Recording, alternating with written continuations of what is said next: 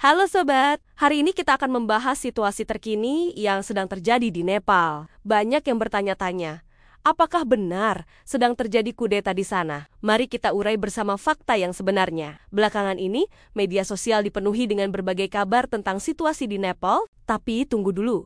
Sebelum kita terbawa arus informasi yang beredar, mari kita lihat apa yang sebenarnya terjadi di negara yang terkenal dengan Gunung Everest ini. Awal mula kegaduhan ini bermula ketika pemerintah Nepal mengambil keputusan yang cukup mengejutkan. Mereka memblokir beberapa platform media sosial populer seperti Facebook, ke-10 yang dulu dikenal sebagai Twitter, dan YouTube.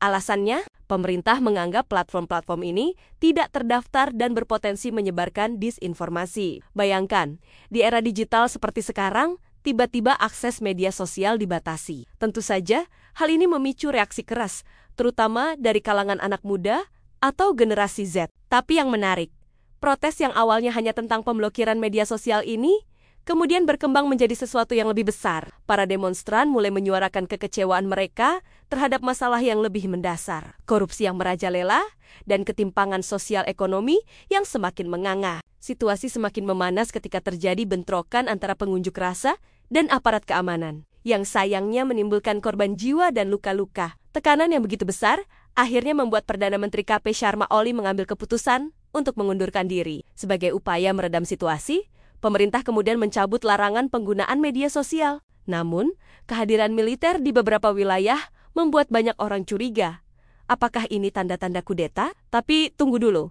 Mari kita jeli membedakan antara fakta dan spekulasi. Pihak militer sendiri dengan tegas menyatakan bahwa mereka hanya bertindak sesuai konstitusi. Kehadiran mereka di jalanan bukan untuk mengambil alih pemerintahan, melainkan untuk menjaga keamanan di tengah situasi yang tidak stabil. Memang, ada beberapa hal yang membuat orang mengira ini adalah kudeta. Kehadiran militer di jalanan, pengumuman keadaan darurat, dan mundurnya Perdana Menteri bisa menimbulkan kesan seperti itu. Ditambah lagi dengan adanya gerakan yang menginginkan penguatan atau bahkan kembalinya sistem monarki. Tapi sampai saat ini, belum ada bukti kuat yang menunjukkan bahwa kudeta resmi sedang terjadi. Yang kita lihat adalah krisis politik dan sosial yang serius, di mana rakyat menuntut perubahan sistem yang lebih baik. Ini lebih tepat disebut sebagai krisis sipil dengan protes massa dan tekanan publik, bukan kudeta militer. Sobat, penting bagi kita untuk tetap kritis dalam menyikapi informasi yang beredar. Situasi di Nepal mengingatkan kita betapa pentingnya dialog yang konstruktif antara pemerintah dan rakyat dalam menyelesaikan masalah. Nah,